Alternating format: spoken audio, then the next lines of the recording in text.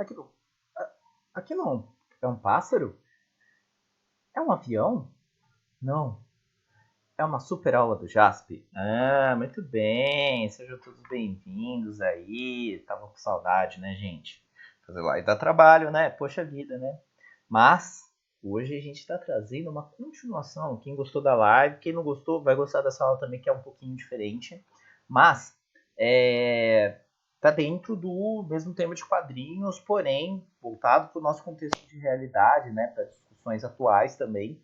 E hoje tem bastante. Então eu vou deixar aqui muitos pensamentos, algumas definições, mas para a gente refletir, pensar e aplicar isso no nosso dia a dia, tá? Na nossa vida, beleza?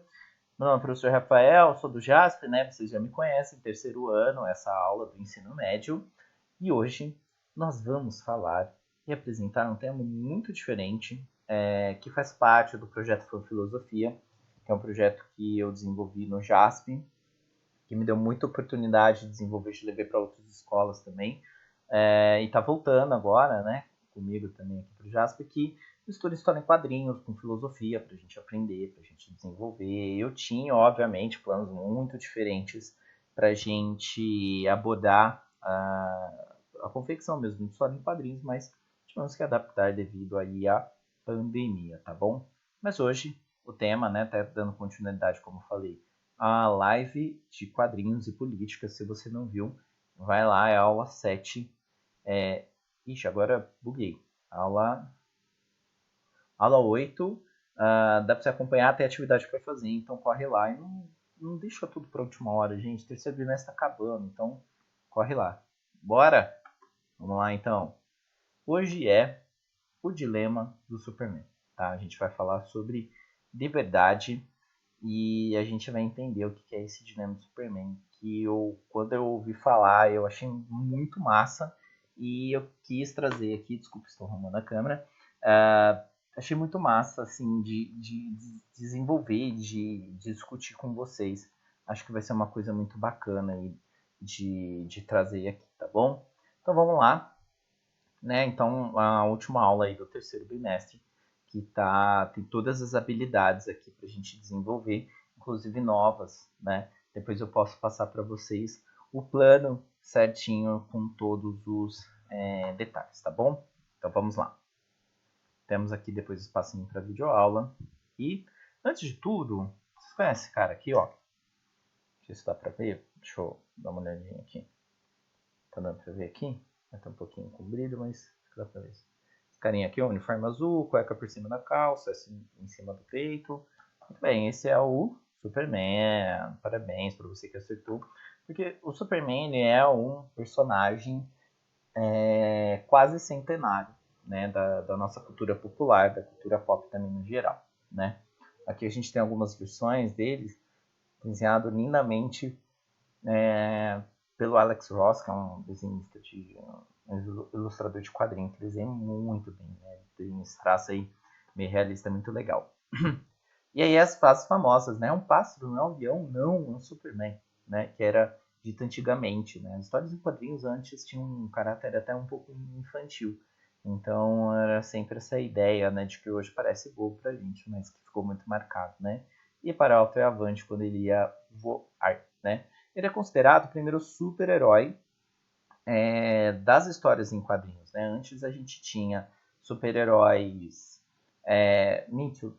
Tínhamos heróis mascarados, Besouro Verde, o Sombra, Flash Gordon, né? Príncipe Valente, que eram heróis que não tinham necessariamente superpoderes, né? Alguns deles tinham lá uma ideia de poder, mas era mais baseado em histórias policiais ou ficção científica, coisas que envolviam a ciência de certa maneira, mas não envolviam a ideia de superpoderes, né? E aí o Superman, ele aparece exatamente para quebrar esse paradigma, né? Ele dá início em 1938 ao que ficou conhecido como a Era de Ouro dos quadrinhos, né? Tanto que a gente já comemorou os 80 anos dele, hoje ele já está com 82, né? E muito adaptado para o cinema, para a música, para séries de jogos. Tem sempre uma ideia de filosofia também muito legal desenvolvida nele, porque o Joe Shooter e o Jerry Siegel, que são os criadores, eles são descendentes de judeus, né? E aí a gente lembra, isso daí está no contexto muito de Segunda Guerra,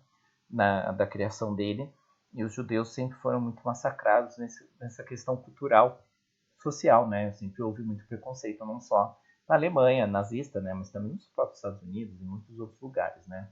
Não dá pra gente ficar falando que existem só pessoas boazinhas, independente dos lados, né? E aí a gente tem uma conotação muito parecida, né? Com a vinda de um salvador. Porque ele era de um planeta que estava para se extinguir, os pais deles colocam ele numa cápsula espacial que acaba vindo e cai no planeta Terra, né? Ele é criado no Kansas por uma família de fazendeiros e com os ideais americanos, né? De justiça, igualdade, fraternidade. E aí a gente tem um americano perfeito, né? Uma ideia do que seria o verdadeiro americano, né? Tanto que as cores dele têm também o azul e o vermelho, sim, estão contidos na bandeira dos Estados Unidos, né? Então temos aqui a comparação do Christopher Reeve como Superman e a influência dele na cultura pop Super Didi, tá? Dos Trapalhões, feito pelo Didi aí, né? Pelo Renato Aragão, né? Então sinta que lá vem uma super história, porque quando eu falar isso para vocês, é uma história muito diferente. Vocês podem até ficar um pouquinho chocados, mas acho que é interessante a gente trazer, tá? Que é o dilema do Superman ou o dilema do Bond, tá? Então vamos lá, ó, eu vou contar a historinha aqui para vocês, né? O Superman ele salva uma criança que está prestes a cair de um prédio. Só que após salvá-la, ele se depara com uma situação um tanto quanto difícil, né? Complexa. Lex Luthor e o Coringa eles se unem, né, que são super vilões aí do Superman e do Batman, e eles estão em cidades opostas, né? E eles se unem para atacar duas cidades ao mesmo tempo, né? Metrópolis e Gotham City, que são as cidades do Batman, né? Gotham City, Metrópolis, a cidade que o Superman fictícia, né? Mas que ele vive, né? E eles têm dois canhões, né? Cada canhão ele está apontado para uma cidade, né?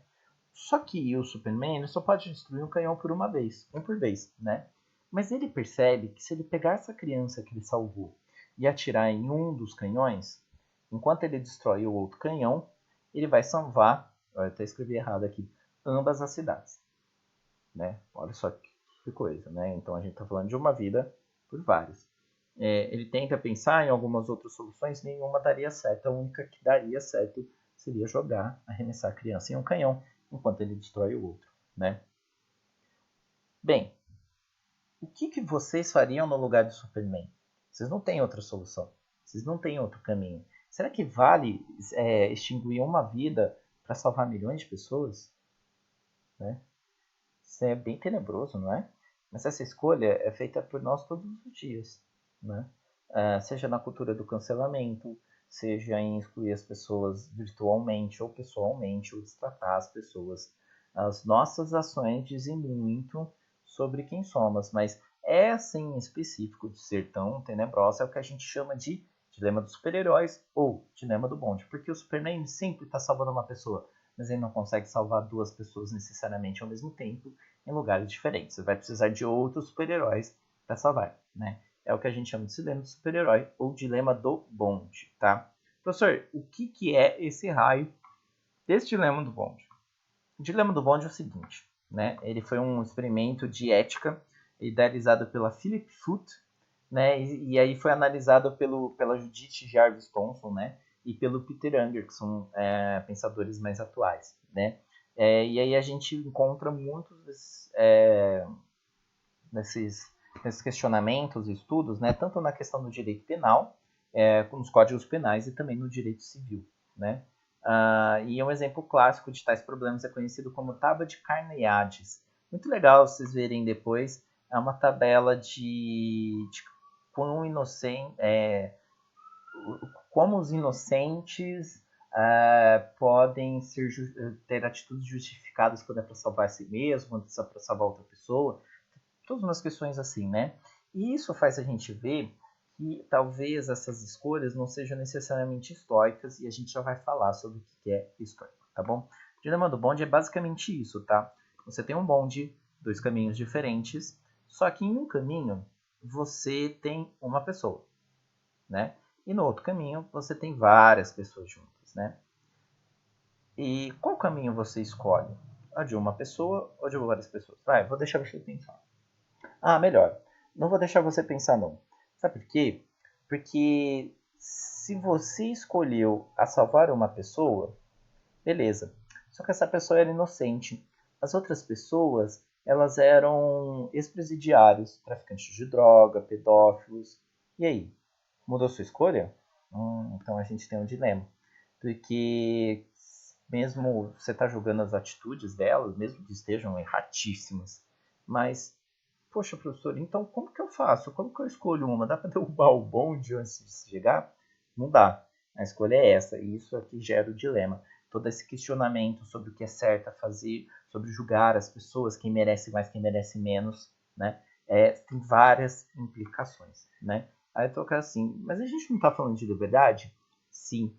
E é preciso entender que liberdade é escolha. Se a gente tem um poder de escolha, é porque a gente tem liberdade, né? E a liberdade, ela vai muito além daquela coisa existencial. Ela está ligada às nossas ações, às nossas decisões políticas, existenciais, morais, sociais, em todos os âmbitos da nossa vida, né? Então a gente precisa entender como tem essa tomada de decisão, que é uma coisa muito bacana que a filosofia traz, que é a questão da liberdade. E a liberdade muito ligada também aí um dos pontos de vista, que é do determinismo e do destino, tá? Isso sim está ligado ao que a gente vai falar sobre o estoico, tá? Mas antes, a gente tem que definir que determinismo é a concepção da filosofia. Segundo acontecimentos, eles são determinados por alguma lei da natureza. Ou um senhor barbudo que está sentado lá no trono, ou algum evento tipo ação e reação, que é uma coisa que a gente estuda em física, né? Mas então, de certo modo, o ser humano ele não tem liberdade.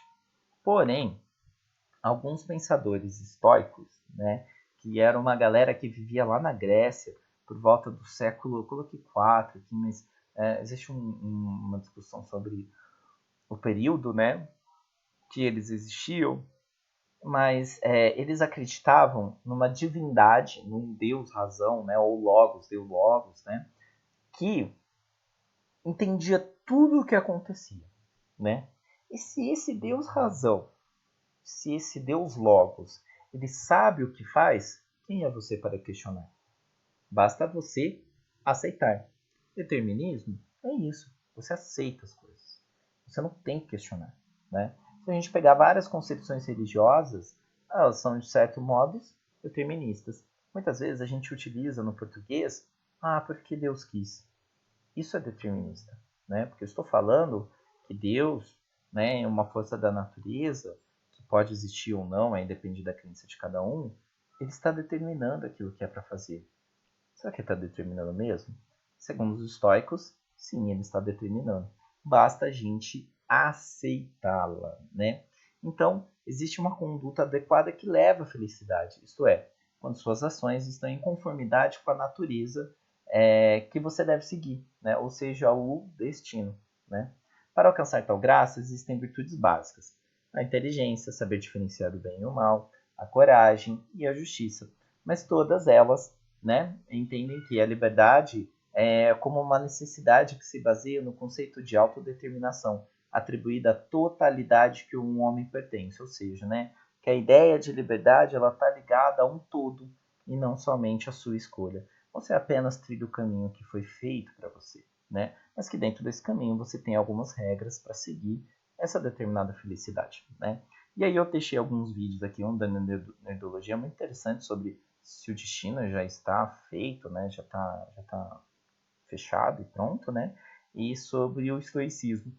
É até engraçado, existe uma piadinha que a gente fala sobre um estoico que é preso e ele é torturado para passar alguma informação. E aí a gente é de dar risada, porque no final das contas, você torturar um estoico que entende tudo o que acontece com ele como sendo obra do destino, ele vai se sentir feliz. Então ele não vai sentir a tortura como algo ruim, vai entender a tortura como algo bom, como algo que ele tem que passar. Então nunca você vai conseguir arrancar a verdade dele, porque ele entende que é isso que ele deve passar, né?